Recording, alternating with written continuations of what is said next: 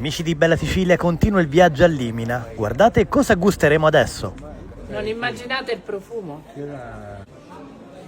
Benvenuti a Limina, stiamo per preparare un piatto tipico che sono i maccheroni, cosiddetti maccaroni di casa. Questo impasto viene fatto con la farina di semola e con l'acqua semplicemente, e le dosi sono circa 1 chilo di farina e mezzo litro d'acqua. Viene impastato nella maida e poi viene lavorato molto. Vi faccio vedere il procedimento.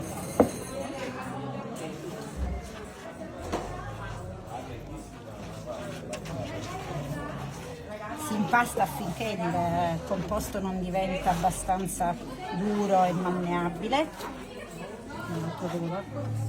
Vediamo quanto ne prende. Di solito la dose è questa: la metà di acqua sulla farina.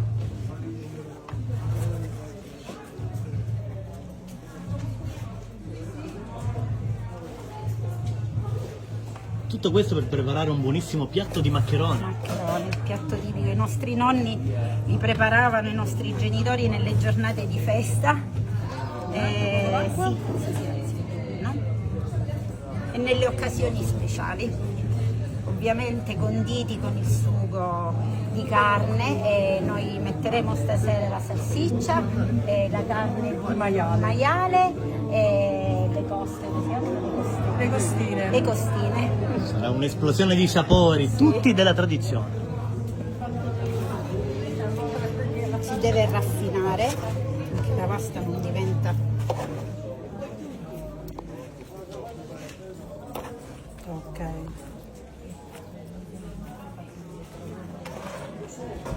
Si scala la pasta. Non va benissimo, si deve lavorare abbastanza.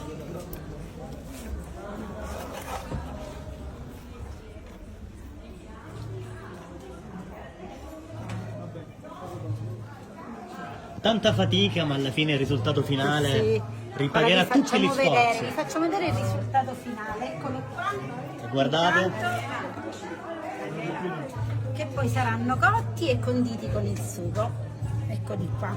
E allora quale invito facciamo per questi 2 giorni? Venite, vi aspettiamo a Limina per gustare i nostri buonissimi maccheroni. Allora facciamo un passo indietro, così vi faccio vedere, vi mostro come realizziamo i nostri maccheroni. Tagliamo un pezzettino del nostro impasto, utilizziamo il ferretto, arrotoliamo così con le mani, dopodiché tiriamo fuori ed ecco a voi il nostro maccherone. Ed ecco a voi il piatto ultimato, i maccheroni col nostro sugo di carne, di maiale, e l'ultimo passaggio è la ricotta a forno. Prego.